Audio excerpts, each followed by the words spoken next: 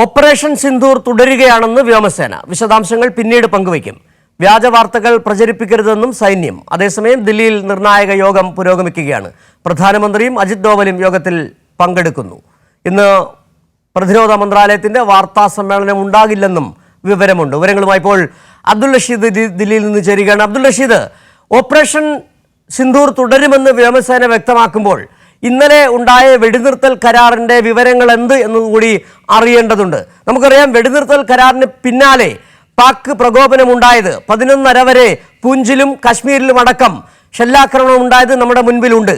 അതായത് ഈ കരാറിന്റെ വ്യവസ്ഥകൾ എന്തൊക്കെയാണെന്ന് അറിയേണ്ടതുണ്ട്. അതായത് ഓപ്പറേഷൻ സിന്ദൂർ തുടരുന്നു എന്ന് പറയുമ്പോൾ ഭീകരർക്കെതിരായുള്ള ഇന്ത്യയുടെ നടപടി അതേ രീതിയിൽ തന്നെ തുടരുന്നു. അതായത് പാക് അധീന കാശ്മീരിലും പാകിസ്ഥാനിലുമുള്ള ഭീകര കേന്ദ്രങ്ങളിൽ ആക്രമണം ഇന്ത്യ തുടരുമെന്നാണ് മനസ്സിലാക്കാൻ കഴിയുന്നത്. വ്യോമസേന ഔദ്യോഗികമായി തന്നെ ഇക്കാര്യം അറിയിച്ചതാണോ? എന്തൊക്കെയാണ് മറ്റു വിവരങ്ങൾ കൂട്ടിച്ചേർക്കാൻ കഴിയുന്നത്? സിജു, തീർച്ചയായും വ്യോമസേനയുടെ എക്സ് അക്കൗണ്ടിലാണ് ഇതുമായി ബന്ധപ്പെട്ട വിശദീകരണം വ്യോമസേന വിഭാഗങ്ങൾ പുറത്തുവിട്ടിരിക്കുന്നത്. പ്രധാനമായും ഓപ്പറേഷൻ സിന്ദൂർ തുടരുകയാണ്.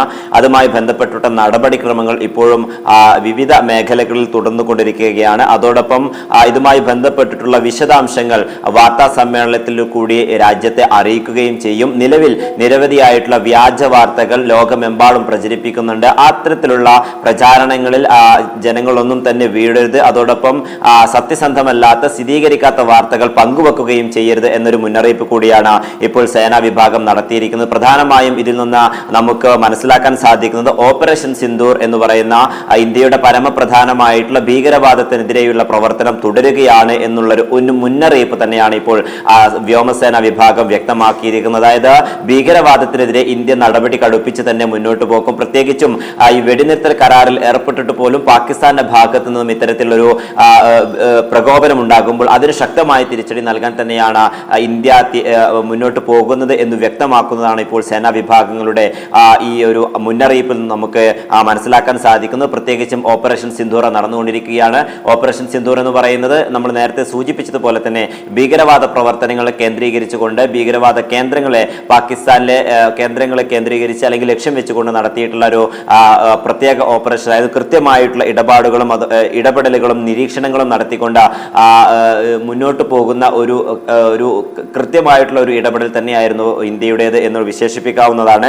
അത്തരം ഓപ്പറേഷനുകൾ വീണ്ടും തുടരും എന്ന് വ്യക്തമാകുമ്പോൾ ഭീകരവാദത്തിനെതിരെയുള്ള ഇന്ത്യയുടെ നടപടിയും മുന്നോട്ട് പോകും എന്ന് തന്നെയാണ് നമുക്ക് വ്യക്തമാകുന്നത്. എന്നാലും നിലവിൽ വിവിധ മേഖലകൾ, അതായത് പ്രത്യേകിച്ചും പാകിസ്ഥാനെ കേന്ദ്രീകരിച്ചുകൊണ്ട് വിവിധ മേഖലകളിൽ ഓപ്പറേഷൻ സിന്ദൂർ ഇനിയും തുടരുമെന്ന് തന്നെയാണ് ഇപ്പോൾ സൈന്യം വ്യക്തമാക്കിയിരിക്കുന്നത്. ഈ ഒരു പശ്ചാത്തലത്തിൽ പാകിസ്ഥാന് വീണ്ടും ഒരു തിരിച്ചടി ഉണ്ടാകും എന്ന് തന്നെയാണ് നമ്മൾ പ്രതീക്ഷിക്കേണ്ടത്. കാരണം കഴിഞ്ഞ ദിവസം 48 മണിക്കൂറോളം ഇത്തരത്തിൽ ചർച്ച നടത്തിക്കൊണ്ടാണ് ഈ ഒരു വെടിനിർത്തൽ കരാറിലേക്ക് ഇന്ത്യ കടന്നത്, അല്ലെങ്കിൽ ഇരു രാജ്യങ്ങളും കടന്നത് എന്ന് വിദേശകാര്യ സെക്രട്ടറി വിക്രം മിശ്രി അടക്കം വെളിപ്പെടുത്തുകയും പിന്നീട് ഒരു 4 മണിക്കൂർ ഇടവേളയ്ക്ക് ശേഷം വീണ്ടും പാകിസ്ഥാന്റെ ഭാഗത്ത് നിന്നും ഇത്തരത്തിൽ പ്രകോപനം ഉണ്ടാവുകയും ചെയ്തിട്ടുള്ള സാഹചര്യത്തിൽ കടുത്ത നടപടിയുമായി ഇന്ത്യ മുന്നോട്ട് പോകുന്നു എന്ന് തന്നെയാണ് നമുക്ക് ഈ ഘട്ടത്തിൽ മനസ്സിലാക്കാൻ സാധിക്കുന്നത്.